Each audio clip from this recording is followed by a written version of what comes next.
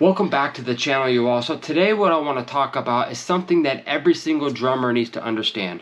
Whether you're a beginner, if you're a pro, if you're intermediate, learning and wanting to be pro. Today what we're going to talk about is the difference between playing to the music and playing for yourself. Now there's a time and place for everything, right? We all love to show off our chops and to show off our skills. And there is a time to do that in the music, in the performance, in the show. There is a time when we need to show off what we got. But there's also a time in the music when we need to just lay back a little bit, right? We need to feel the music. We need to make the music feel good to the people that are watching the performance, right? And the difference between these two, the difference of knowing when to play for the music and when to play for yourself, that's what's going to separate a drummer from a musician.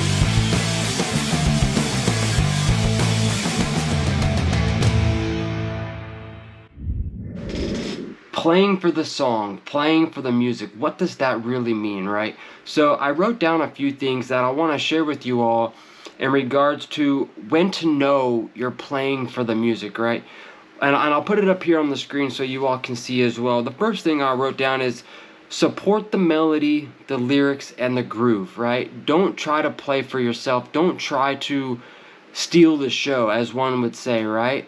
Learn to listen to each other, right? Listen to the melody of the song. Is there a horn section, right? Is it a chorus? Is it a verse? Is there a bridge?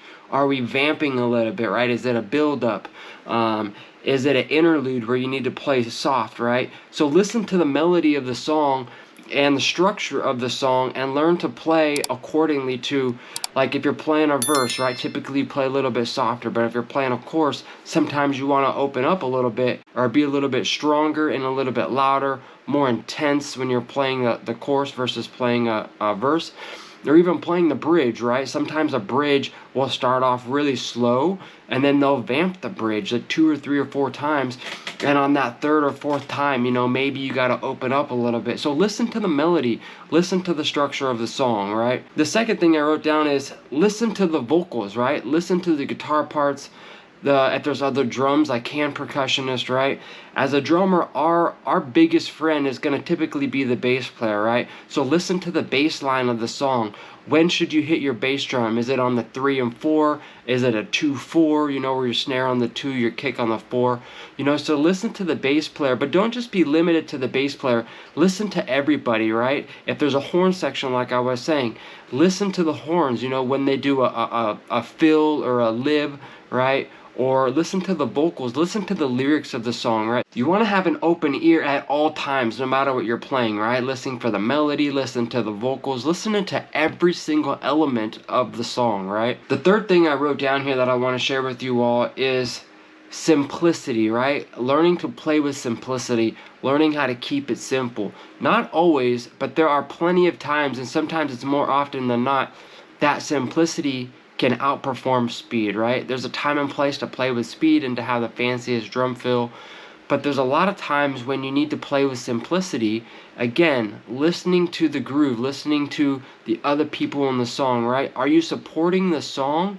Are you supporting your ego? Are you supporting what you think might sound good, right? Learn to listen to the music itself. The fourth thing I wrote down for you is leave some space in the song, and that kind of goes hand in hand with playing with simplicity, right? Sometimes it's more important to not play than it is to actually play, right? A lot of people are like, oh, I want to play, you know, but there's a lot of times, especially maybe in an intro of a song, an intro can be really heavy and like opening the door, guns blazing, or the intro can be soft, right? It can start off with acoustic guitar. You don't always have to have a powerhouse at every single point or every transition of the song. Learn to play with simplicity and learn to leave some space in between the notes, right? Let the drums breathe a little bit. Let your bass drum breathe. Let your snare breathe, right? Let your tom fills breathe.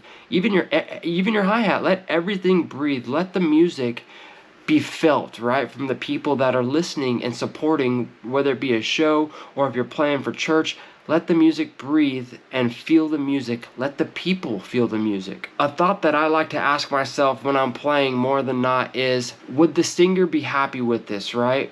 Or are they going to be annoyed? Would the rest of the band be happy with this? Are they going to be annoyed? If you're just constantly trying to show off and steal the show, typically you're going to get looks from other people in the band. The singer might even come back and say something in the talkback mic and be like, hey, you know, like, you need to calm down, or hey, let's be a little bit more intense, you know? So feel out the music and also look for approval from the other people in your band. So you might be asking yourself, well, Garrett, how do I know when it's showing up in my playing for myself versus playing to the music, right? So lucky for you, I wrote down a few other things that I want to talk about in terms of knowing when it's showing up in your playing. The first thing that I wrote down here is overplaying fills that don't fit the emotion or style of the song, right?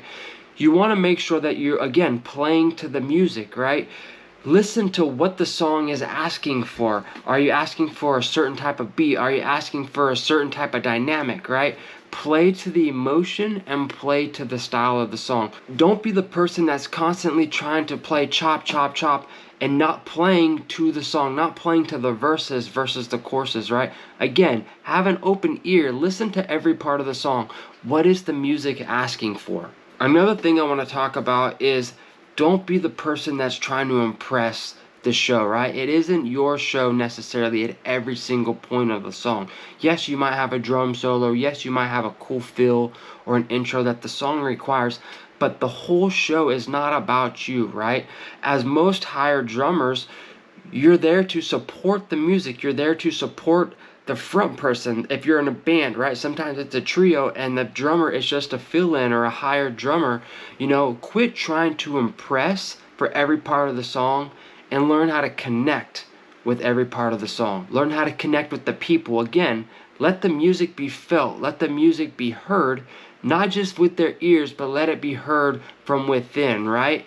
Try to connect with the people and try to connect with the music. Another way that we can find out and tell if this is showing up in our playing for ourselves, is just simply ignoring the dynamics, right?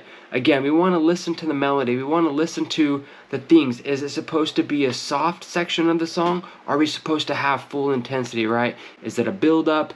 Is it an interlude? Is it an intro or an outro? You know, different parts of the song.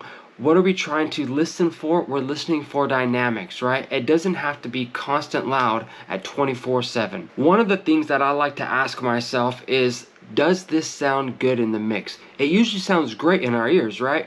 But does it sound good in the mix? How does it sound in the audience? How does it feel to the people, right? Does it blend well with the music? Is it mixed well with the other parts of the songs? You know, other parts of the performance? Is it mixed well? Do our fills, are they necessary? Does the song call for that feel? Or does the song call for silence? Does the song call for maybe just a tap on the cymbal, on a ride cymbal? Or does it call for a build-up, right?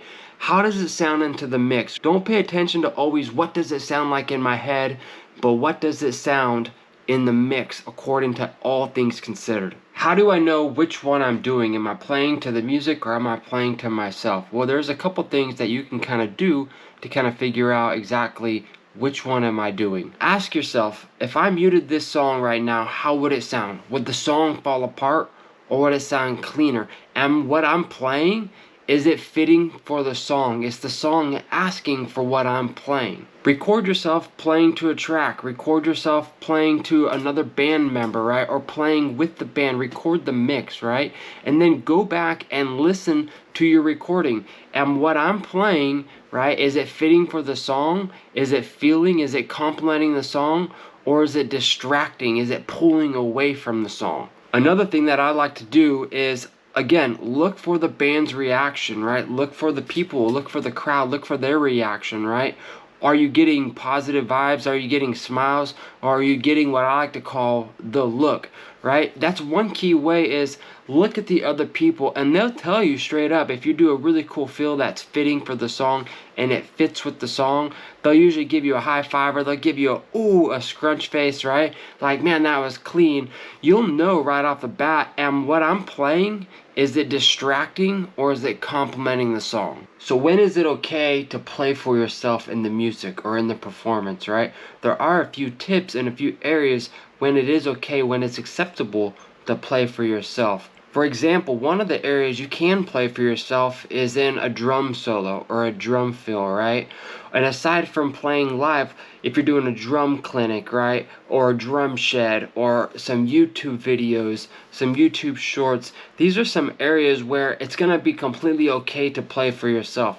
But again, keep in mind, there are certain areas when we need to lay back and play to the music. We need to feel the music. Another key area where it's very much acceptable to play for yourself is when the song is asking for it, right? If you have a build up, like a gospel build up, or you have a live intro or a live outro, these are some areas where it's going to be okay and it's going to be acceptable to play for yourself, right? But even with all that, you need to keep in mind that you need to keep it musical. Don't just have it be a bunch of random noise, right?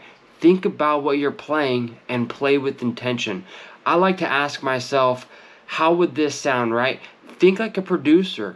Don't just think like a drummer. At the end of the day, people don't necessarily remember the chops, right? They might remember a certain drum fill or a transition of the song, but in all things considered, people aren't going to remember the chops.